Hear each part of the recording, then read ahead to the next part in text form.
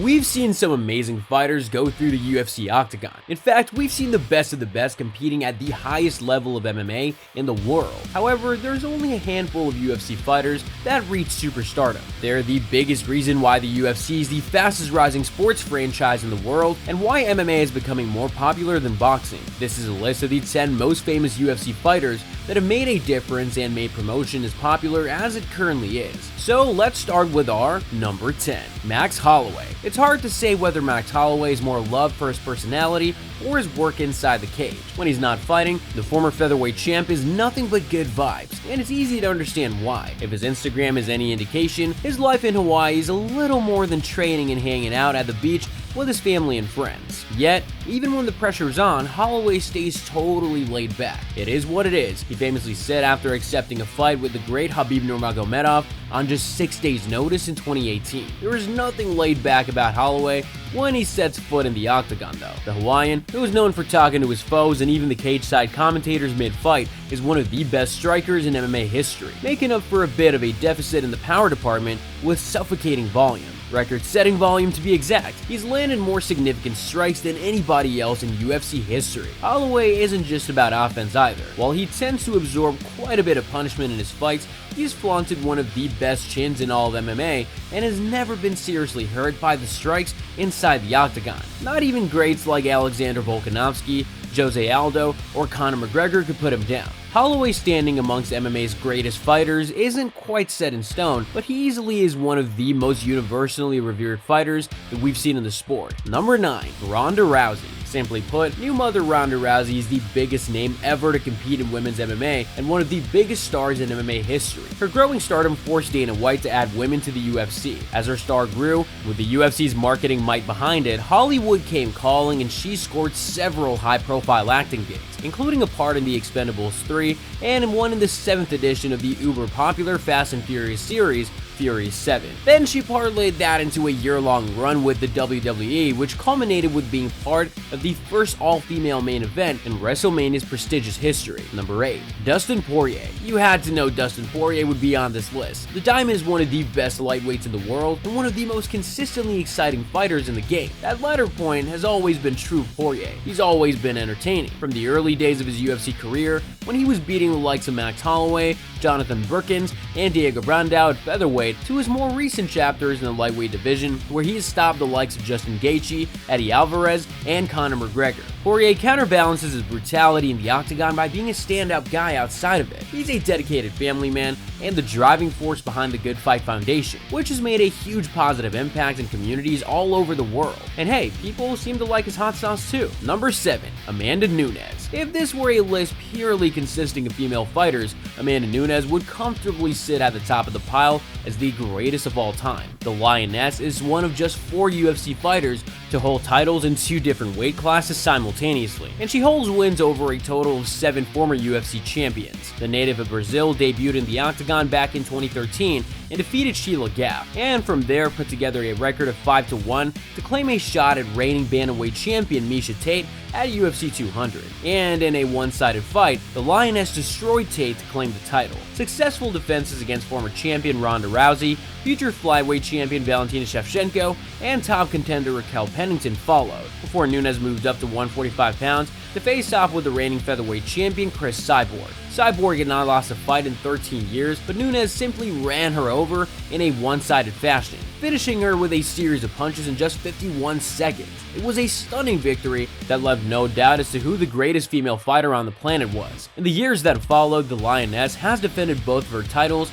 on multiple occasions, taking her total number of successful defenses to 7. Even a 2021 defeat to Juliana Pena didn't dent her legacy, as less than a year later she thrashed the Venezuelan Wixen to claim her crown back. While it's hard to rank her any higher on this list due to the fact that she competes in 2 relatively thin divisions in comparison to some of her counterparts. Even in the lighter women's divisions, you also cannot argue at all with Nunes' accomplishments. Simply put, she's an all-time UFC legend. Number 6. Charles Oliveira. Charles Oliveira wasn't always loved by fans. In fact, at several points during his long and turbulent UFC career, he's been the target of some pretty significant ire and has even been accused of giving up in his fights. But things have definitely turned a corner for the Brazilian. Today, Oliveira holds the record for the most finishes in UFC history with 19. Highlights of his recent run include a knockout win over Michael Chandler, which earned him the vacant title, a submission win over Dustin Poirier, which counted as his first successful defense, and a submission win over Justin Gaethje, which would have been another title defense had he not been stripped of the belt for missing weight. All 3 victories required him to weather some significant early adversity. He did, however, lose in a shot to reclaim the title against Islam Makhachev in a rather one-sided fight, as Islam submitted him 3 minutes into round 2. However, with a stunning bounce back and an impressive finish against Beneil Dariush, Oliveira's recent wins have cemented him as one of the sport's top lightweights and most prolific finisher. But more importantly, he erased any questions about his heart and toughness, which is seemingly what it took for fans to finally start supporting him en masse. Number 5. Georges St-Pierre. Ask anybody who's in their top 3 best MMA fighters of all time. If Georges St-Pierre isn't on the list, they have no idea what they're talking about. The Canadian superstar has only 2 career losses and avenged both. He's one of the longest tenured UFC champions and finished his career on a 13-fight win streak. He ruled the welterweight division for years, retired, and came back after 4 years to demolish Michael Bisping and take the middleweight title as well. GSP fought many wars in the octagon and usually prevailed, even when he got battered and bruised. He's the definition of a warrior, and fans love him to this day. St. Pierre is the most dominant welterweight champion ever. Although he hasn't retired completely, it's unlikely we'll see him in the octagon ever again. Instead, he became an Instagram star with over 3 million followers and started acting in several Hollywood movies and TV shows, including highly popular Marvel Comics adaptations such as The Falcon and the Winter Soldier. Number 4. Jon Jones. In a world without USADA and drug testing, there'd definitely be a fair claim for Jon Jones to be at the top of this list. After all, he's been with the UFC for well over a decade, and has only ever lost a fight via disqualification, and has beaten a laundry list of legends in devastating fashion throughout his time with the promotion. However, it's safe to say that his positive drug test, 3 if you count his 2015 positive for cocaine, 4 if you count the weird pulsing incident prior in 2018, put a dampener on his entire run. He's still a great, but it's hard to rank him higher than this. Still though, Bones has had a truly incredible career. He debuted in the promotion as a hot prospect in 2008 and quickly blew through all of his early opponents to be recognized as a title contender in the latter part of 2010.